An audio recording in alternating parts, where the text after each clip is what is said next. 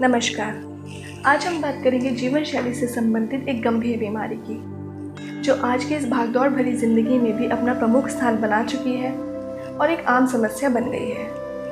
हर एक घर में कोई ना कोई व्यक्ति इस बीमारी से ज़रूर ग्रसित है। जी हाँ, मैं बात कर रही हूँ मोटापे की। Obesity is defined by World Health Organization as an abnormal or excessive fat accumulation that presents a risk to health, which is commonly classified by the body mass index। यानी जब अत्यधिक शारीरिक वसा या चर्बी शरीर पर इस सीमा तक एकत्रित हो जाए कि वो स्वास्थ्य पर हानिकारक प्रभाव डालने लगे, उस स्थिति को मोटापा कहा जाता है। आगे बढ़ने से पहले क्या आप लोग जानना चाहेंगे अपने शरीर के बारे में? क्या आप ओवरवेट या ओबेसिटी की कैटेगरी में आते भी हैं या नहीं? आइए देखते हैं। बॉडी मास इंडेक्स निकालना बहुत ही आसान है। बस आप अपना वज़न कैलकुलेट कीजिए और हाइट से डिवाइड कीजिए, पर याद रखिए हाइट मीटर स्क्वायर में होनी चाहिए। ये है बॉडी मास इंडेक्स स्कोर। अगर आपका BMI 18.5 kg पर मीटर स्क्वायर से कम है, इट मीन्स आप अंडरवेट हैं। अगर 18.5 to 24.9 के बीच में है तो आप नॉर्मल वेट के अंतर्गत आते हैं। अगर 25 से 29.9 के बीच में है तो आप ओवरवेट की कैटेगरी में आते हैं, और अबव 30 आप ओबेसिटी की कैटेगरी में आ जाते हैं। BMI स्कोर की तरह ही यह एक दूसरी टेबल है जिससे आप पता लगा सकते हैं कि आपका वेट आपके हाइट के अकॉर्डिंग है भी या नहीं। आइए अब आगे बढ़ते हैं और आयुर्वेद की दृष्टिकोण से इस बीमारी को देखते हैं। आयुर्वेद में ओवरवेट या ओबेसिटी को स्थौल्य संज्ञा दी गई है, जिसमें मांस धातु, मेद धातु व कफ दोष की दुष्टि मानी गई है। हमारा शरीर पंच भौतिक है। आकाश, वायु, अग्नि, जल, पृथ्वी से मिलकर ही हमारा शरीर बना है। इनमें से जल व पृथ्वी महाभूत, जो कि उन दोष व धातुओं में अधिक पाए जाते हैं जिनसे स्थूलता की उत्पत्ति हुई है। तभी लोगों को आपने कहते सुना भी होगा कि हमारे शरीर में तो पानी नहीं लगता है, उसका यही कारण है। तो आइए आगे जानते हैं मोटापे के कुछ प्रमुख कारणों के बारे में। सबसे पहले आहार से संबंधित कारण जो मोटापे को बढ़ाते हैं, उनमें प्रमुख है अध्यशन करना, भुक्तम पूर्व अन्न शेषे, अर्थात पहले का खाया हुआ खाना ठीक से पचा भी नहीं कि ऊपर से कुछ और खा लेना, मीन्स इरेगुलर फूड हैबिट्स। दूसरे नंबर पे है गुरु आहार सेवन, यानी ऐसा खाना जिसका पाचन देरी से होता हो।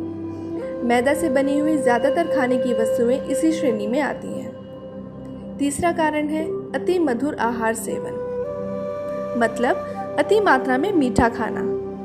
आपकी जिह्वा इंद्रिय मीन्स टेस्ट बर्ड्स जिस खाने को देखकर ललचा जाए, वही मधुर आहार है। नेक्स्ट इज अति संपूर्ण आहार, बिना संयम रखते हुए ही अधिक खाना। और अति भंगन मीन्स ओवर ईटिंग करना। ये सभी आहार से संबंधित कारण थे। अब देखते हैं विहार से संबंधित कारण। उसमें प्रमुख है अव्यायाम, means no exercise at all, no yoga, no running, nothing. Next is दीवा स्वप्न करना, वो भी सुख शैया पर, means day sleeping on comfortable bedding.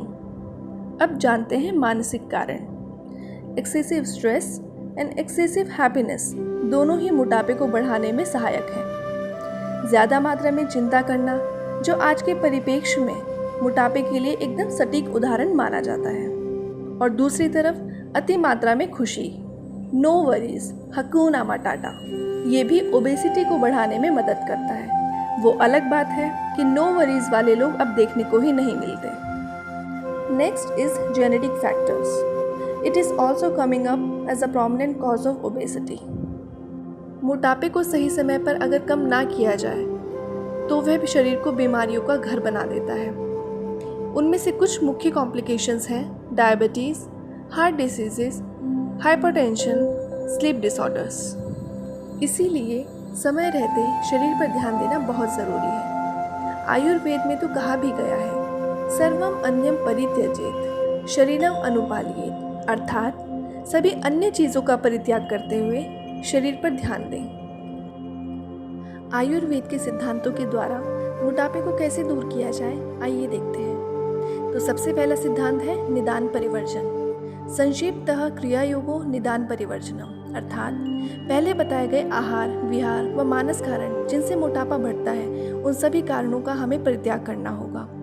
यह पहला सिद्धांत है और बहुत महत्वपूर्ण भी। यह सिद्धांत केवल मोटापे पर ही नहीं बल्कि सभी बीमारियों में काम करता है। केवल दृढ़ विश्वास के साथ हमें कारणों को अपने से दूर करना होगा। दूसरा सिद्धांत है लंघन। यत् किंचित लाघव करम देहि, यानी ऐसी थेरेपी जो आपके शरीर को लघुता प्रदान करे, which makes your body light by relieving heaviness. लंघन कुछ और नहीं बल्कि फास्टिंग है, जिसे आम भाषा में व्रत करना या उपवास करना कहा जाता है। हफ्ते में 1 या 2 दिन अपनी क्षमता के अनुसार उपवास करने से आपके शरीर में लघुता अपने आप उत्पन्न होती चली जाती है। This therapy helps in destruction of many metabolic toxins naturally, ignite the digestive fire, along with clearance of blocked channel. तीसरा प्रमुख सिद्धांत है उष्ण उदक पान, यानी जब भी पानी पिए गर्म पानी का ही सेवन करें। ऊपर बताए गए तीनों सिद्धांत निदान परिवर्जन, लंघन और गर्म पानी का सेवन, इनका आज से ही पालन करना शुरू करें। फर्क आपको जरूर दिखेगा। आगे आपको बताते हैं कुछ आहार से संबंधित बातें। खाने में आप किन किन चीज़ों का प्रयोग कर सकते हैं। गेहूं के आटे की जगह जौ के आटे का उपयोग करना शुरू करें, या जौ की मात्रा थोड़ी ज़्यादा रखकर गेहूं के साथ पिसवा सकते हैं। लेकिन याद रहे, नए अन्न का सेवन नहीं करना है, यानी नए आए हुए गेहूं या जौ का उपयोग ना करें। दालों में मूंग, मसूर, अरहर की दाल का प्रयोग कर सकते हैं, उड़द का उपयोग ना करें।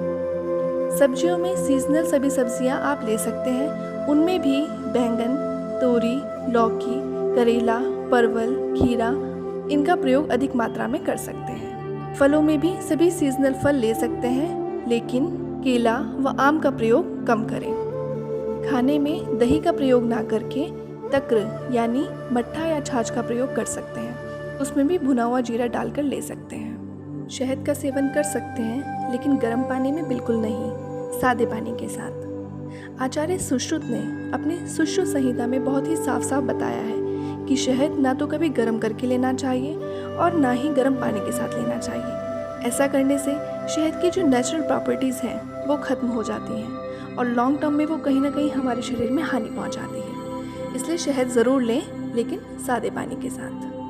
अपने विहार में सुधार लाने के लिए सेडेंट्री लाइफस्टाइल को टाटा बाय जितना जल्दी हो सके कर दें। अपने अपने शरीर की क्षमता के अनुसार एक्सरसाइज करें, योग करें व दिन में सोना बिल्कुल बंद कर दें। स्ट्रेस मैनेजमेंट के लिए मेडिटेशन एवं प्राणायाम करना अति आवश्यक है। सिंगल ड्रग्स में नागरमोथा, जिसको मुस्ता भी बोला जाता है, आंवला, शुंठी व हरितकी का प्रयोग कर सकते हैं। आचार्य चरक ने हरितकी, जिसको आम भाषा में हरड़ भी बोला जाता है, उसको मधु के साथ यानी शहद के साथ भी ले सकते हैं। मोटापे जैसी बीमारी से निजात पाने के लिए आप शोधन प्रक्रिया यानी डिटॉक्सिफिकेशन थेरेपी भी अपना सकते हैं, जिसमें वमन, विरेचन आदि पंचकर्मा थेरेपीज आती हैं। लेकिन ध्यान रहे, ये थेरेपीज बिना आयुर्वेदिक चिकित्सक परामर्श के घर पर बिल्कुल ना करें। रोग चूर्ण उद्वर्तन एक ऐसी प्रक्रिया है जो आप घर पर भी कर सकते हैं। यह एक प्रकार का मसाज है जिसमें ड्राई पाउडर्स इस्तेमाल किए जाते हैं। ड्राई पाउडर्स में त्रिफला, जौ व गेहूं का आटा जो अधिक बारीक ना पिसा हुआ हो, आप इस्तेमाल कर सकते हैं। मोटापा एक लाइफस्टाइल डिसऑर्डर होने के साथ साथ संतर्पण जन्य विकार भी माना गया है, which means the disease due to consumption of excessive calories.